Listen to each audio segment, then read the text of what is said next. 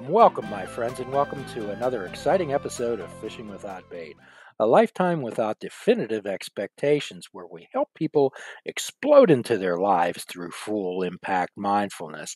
And as most every podcast, news story, conversation is concerning about the pandemic that is occurring across the world at this particular moment in time. However, what I wanted to do is redirect our conversation to our friends in recovery tonight. And keep in mind that everyone is in recovery from something.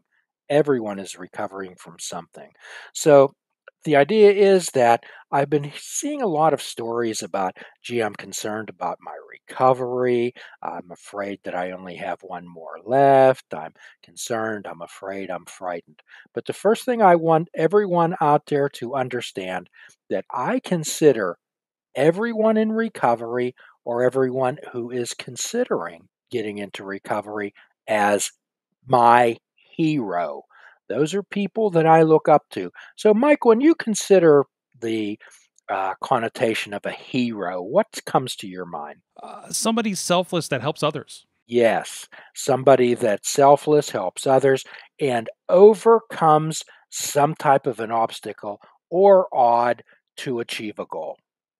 Okay. So in this particular case, it is whatever the recovery is from, whether it's drugs or alcohol, or whether it's gambling, whether it's relationship issues, whether it's anxiety or depression, or biting your fingernails, overeating, these type of things. And in particular today, we're hearing a lot of people getting what would be quote cabin fever, being cooped up with even a significant other, some person that you love. So tell me how that's working out with you, Mike. I know that you've been really following good orderly direction. Oh, doing what I can. Of course, I think I'm lucky that I'm usually working all day long, almost every day with my wife, anyways. So it's just kind of more than the same. I just don't have anywhere to go on the weekends, and we just Right. spend even more time together. Okay. So you and your wife spend time together, and you spend time with her because she's Important. important. That's correct. And Mike, do you consider yourself? Important? Yes. Oh, sometimes I have trouble doing that, but yeah, I try to Oh, consider okay. myself important enough to do what's right for me. All of my friends out there in recovery or considering recovery, I want you to understand that you're important and you do not have to explain your reasons for anything. Uh, let's say when someone would come up to me, and I've been clean and sober since before yesterday. I'm out somewhere, whatever, no, the person doesn't know me, and they say, "Hey, would you like to have a drink?" Uh, Rather than me go into some long explanation of the reason that I'm not having a drink, all I'd have to do is say, "Not today, not today." Or if someone says to me, "Jim, why did you get that tattoo?" And I'd say, "It's a beautiful thing." All we would answer them directly. We don't have to explain our lives, Mike. And in this particular situation, people who are concerned about their recovery, they don't really have to, well, why are you upset? Just don't do it. Uh, I'd like them to connect with like minded people because everyone out there is. Important. That's correct. I people that tell me, "Gee, I'm not important. I'm not important." Well, does anyone in your life consider you important?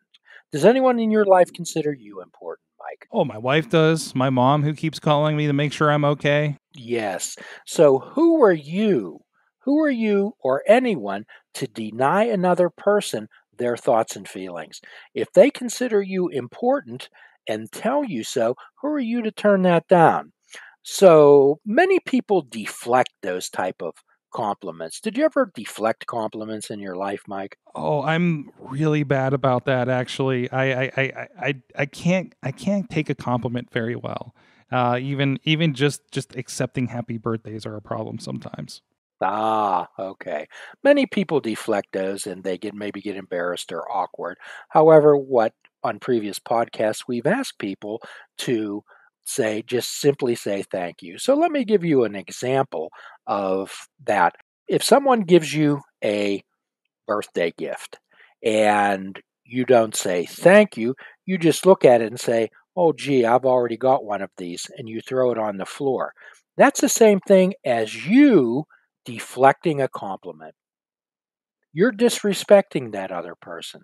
You're not allowing them the opportunity to be helpful, not allowing them. So my suggestion is for everyone out there to allow people when they tell you're important to accept it and say thank you. So, and we deal with a lot of people, Mike, who are more concerned with what they can't do and rather not focus on what they can. Tell me about your interactions with some people on that, Mike. Some of my friends are really focused on what they can't do, what they can't go out and be a part of, what they love, whether that be performing or just going out and hanging out. And they're not looking at what they could do for themselves with these rules, if you will. I recently had a conversation with somebody who's one of the frontline people at a grocery store, and they're really unhappy with how they were being treated and saying how Ah, they were gonna, as soon as this is over, they're gonna quit. And I was like, well, mm, why don't you leave now and find another job? There's plenty hiring, you know, yes. and plenty hiring that are also frontline jobs like this that you could move to that don't treat their employees in such a way. Like, why do you have to wait to do something for yourself? Why can't you do that right now? Well, Mike, no one is a tree. They they can move. Okay. Absolutely. No one is a Absolutely. tree. They can move. So again, we talk about this concept a lot. There are two ends to the horse. Okay. And let's consider this particular issue that's right now as the horse. We can't control this particular instance right now that are causing people to be quarantined. Okay, at least we could be. And understanding that it's not it's the situation that we're upset with, not people, not the government. It's the situation that we're up with. And sometimes our anger is misdirected. So we also want to ask ourselves, and you and I play this game quite often, what do you know for sure? What do you know for sure, Mike? Absolutely. I definitely play this game a lot when people are saying how we're in this position because of X, Y, and Z. And it's like, well, why are we talking about that? Why don't we talk about the position you're in and what we're going to do about it? Yes. What do you know for sure? Let's check the facts. Uh, we don't want to play can you top this or who's in the most misery. So remember, the horse, a situation has two ends. It doesn't move. You have a choice. Those powerful words. I choose which end of the horse, which end of this situation to look at. So, uh, and again, I keep going back to these 12-step terms. God doesn't close one door without opening in another. And however, in the 12-step world, we say, yes, that's true. However, it can be hell in the hallway. So I suggest to people, well, welcome to the hallway. Life is about navigating the hallway, Mike. So tell me how you're navigating the hallway. For us, we're just trying to find opportunities in this. We're shifting focus from the things we can't do on the business and personal side and really trying to focus on, okay, what can we do with the tools in front of us? What can we do with the abilities in front of us to move forward and help others move forward? That's correct. What can I do? What can I contribute? What can I be a part of? When we're in the hallway is going to be there. And we've discussed this also. We're people who expect not to experience any discomfort at all. And how can we shift our mind? How can we shift our mind? So I don't teach thought blocking. I do not teach thought suppression in my practice because what we resist persists. So if you're focusing on a problem, that problem can only get bigger. However, if you don't try to block it out and you merely shift your mind or shift your attention to something else, that problem is still in the room. It is still in your mind. You're not trying to block it out. But however, you're refocusing, paying attention on purpose. What an excellent opportunity to get a chance to really get acquainted with yourself. People are spending a lot of times with themselves these days, Mike. Oh, absolutely. Just themselves and their thoughts, and hopefully a furry friend. Yes, a furry friends is always great to have. And people, I'm hoping, begin to inventory their gifts, talents, and abilities because everyone is. Important. That's correct. If there's a word for the day, it's important. I would love to have people say that to themselves, to get up in the mirror and look and say, I'm important. However, also add the reasons for that. I'd love for people to stop and say to another, a significant other, you're important because, and name those attributes that that person has that makes them important. And merely because we're drawing breath makes us important. We're part of, all part of. And sometimes we feel so alone and not part of. So tell me about a time that you in your life that you felt not part of, Mike. Well, isn't that a lot of high school for a lot of us? Indeed. Indeed. So say more about that. Oh, definitely for a long time in school and other situations, there's just this feeling of lack of belonging to the groups around you. You feel like the outcast, and then even in retrospect, looking back on the high school and everything, that wasn't the case. It's just that feeling that you told yourself for whatever reason. Yes. Yes, absolutely. So when we're not feeling part of, we try to get into situations or insinuate ourselves into situations merely because we see others in that group and we wouldn't feel comfortable being in that group, but we long for that rather than finding our own like minded people. So during this particular time, I often encourage people to celebrate their uniqueness. What's unique about me? Because your uniqueness, Mike's, makes you. Important. That's right. So, one of the newest tattoo that uh, I received at Fishing Without Bait is the phrase "do no harm." And I often say to people, "Okay, let's make your choice based on this.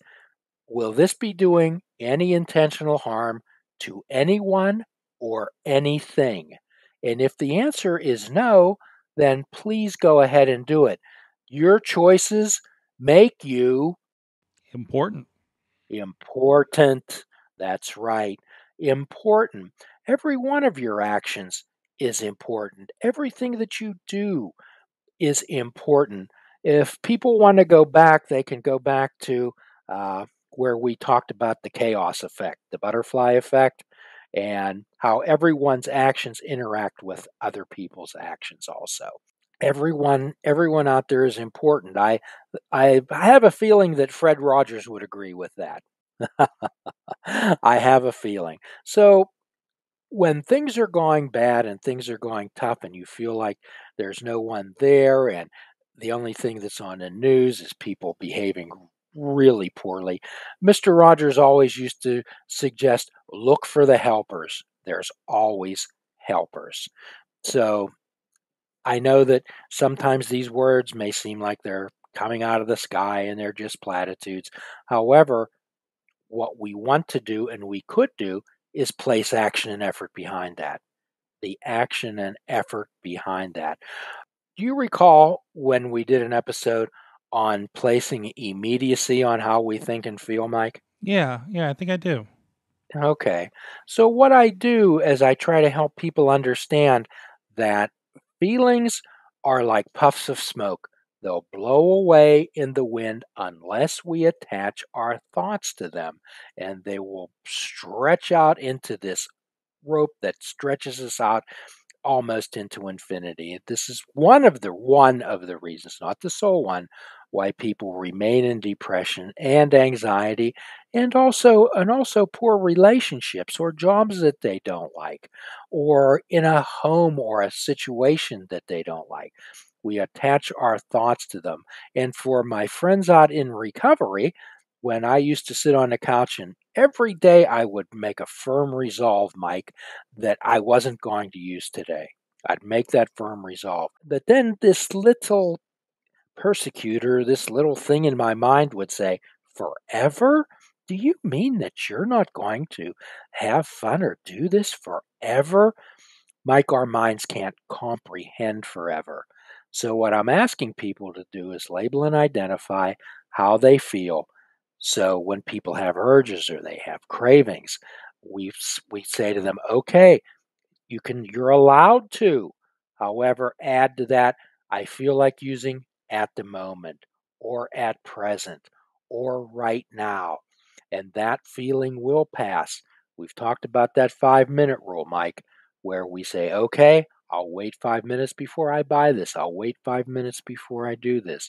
The urge is never and strong. However, we want to incorporate that in people's lives.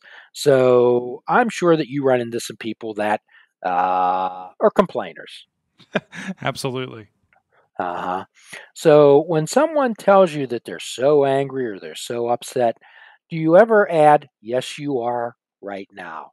Or at this time, yes, you are. Or in this moment, yes, you are. No, but it's a really good way to look at it.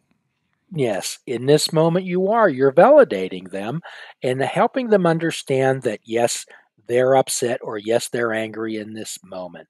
So, one of the things that people do is they say, "Why are you so upset? Why are you angry? What's wrong?" For people in recovery, why do you use? Why did you drink again? All those particular things. And usually the correct answer, Mike, is I don't know. I don't know. However, everyone deserves recovery. Everyone deserves every good thing in this world because you're Important. that's correct. If there's anything in this podcast that I'd like to have people resonate and echoing through the inside of their head is that they're important.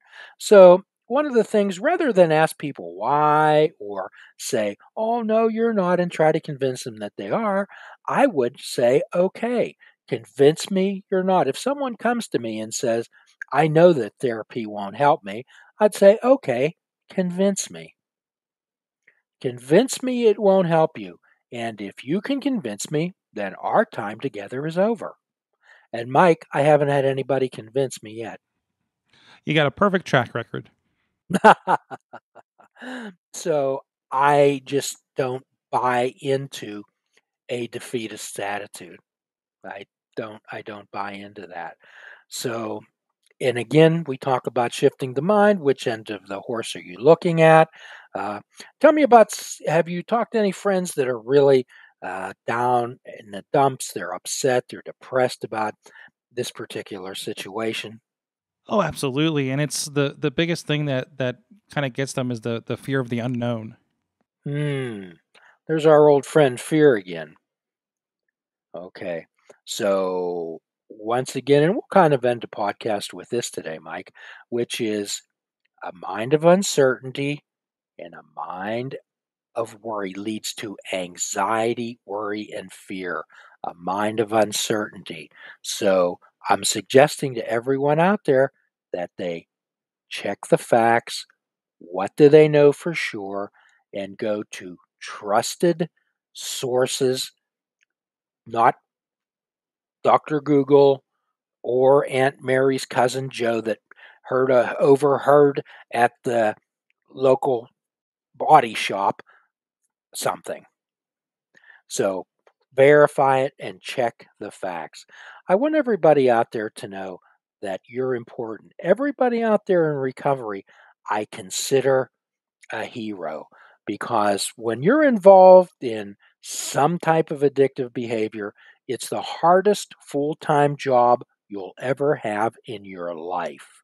So I consider that people are in recovery actually on vacation because they've been laid off, they've been fired from the hardest full time job they'll ever have. I'm urging everyone out there, Mike, to celebrate their uniqueness because everyone out there is. Important. That's correct. So let's give our free prescription fruits, nuts, and vegetables. Unplug your television and take up fishing. And for a truly mindful experience, we suggest that you fish without bait. Do a kindness for yourself, do a kindness for another. Forgive yourself and forgive another. Till all are free, none are free. You're all important. Take care, my friends. Namaste. Please check out our website at fishingwithoutbait.com, where you can listen to the show, comment on our discussions, and find out where you can subscribe to our podcast. If you're interested in flying the colors of Fishing Without Bait, click the shop icon on our website. We have clothing, mugs, cell phone cases, and so much more. Show the world that you fish without bait. This show is a member of the Sorgatron Media Podcast Network. Find out more at sorgatronmedia.com.